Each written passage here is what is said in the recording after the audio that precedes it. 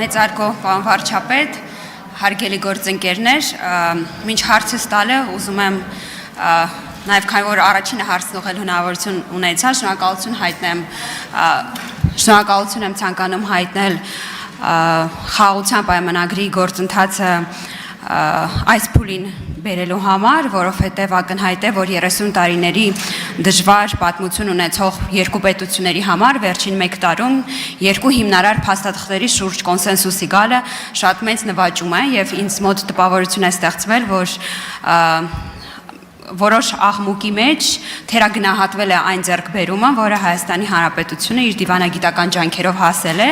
խոսքը գնում է թե սահմանազատման եւ սահմանագծման կանոնակարգի ընդունման, վավերացման եւ միմյանց փոխանցման վերաբերյալ եւ խաղաղության պայմանագրի տեքստի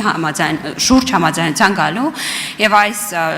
խոսքում ուզեմ նաև շնորհակալություն հայտնել անվտանգության խորհրդի բոլոր այն անդամներին, ովքեր ջանք եւ եռանդ չեն խնայել, որպեսզի այս արդյունքը գրանցվի։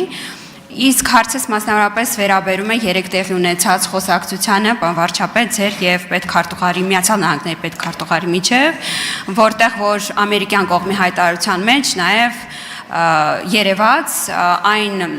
ուրեմն նվիրվածությունը, որը կա ռազմավարական գործընկերության կոնտեքստում, որովհետեւ կար այն վախը կամ թերհավատությունը, որ ռազմավարության կանոնադրությունը վավերացվել է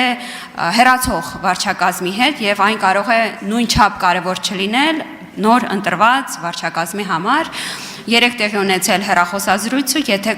կարող եք մանրամասն հաղորդեք հանրության այդ հեռախոսազրույցի մասին։ Հարցին կպատասխանի վարչապետ Նիկոլ Փաշինյանը։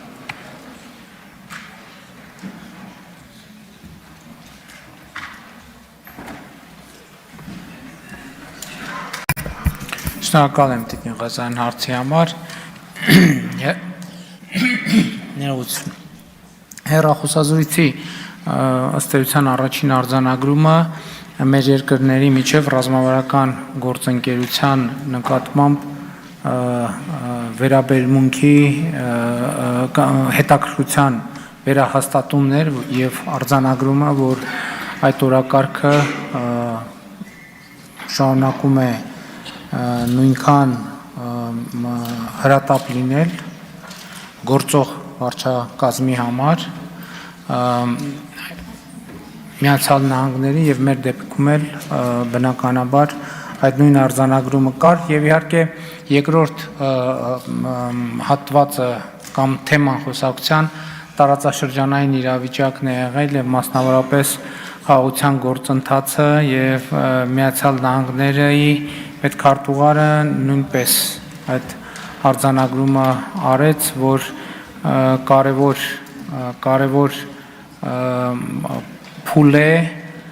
խաղաղության համաձայնագրի նախագծի շուրջ համաձայնության գալը եւ նախագծի համաձայնեցման վերաբերյալ բանակցությունները այդպիսով հաջողությամբ ավարտելը եւ երկուսս այն կարծիքին էինք, որ այս արդյունքը չպետք է կորսվի եւ խաղաղության համաձայնագիրը հնարավորինս արագ պետք է ստորագրվի եւ վավերացվի, այսինքն ուժի մեջ մտնի երկու երկրներում։ Ընդհանուր առմամբ սա թերևս այս բովանդակությունը նաեւ արտահայտված է հաղորդագրություններում։ Իհարկե նաև փոխադարձաբար կարևորել ենք եւ արձանագրել ենք, որ առավել եւս այս միջավայրում որևէ էսկալացիա մեր տարածաշրջանում չի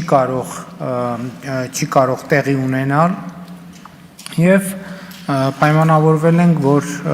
կշարունակենք բարձր մակարդակի շփումները Հայաստանի եւ Միացյալ Նահանգների միջեւ։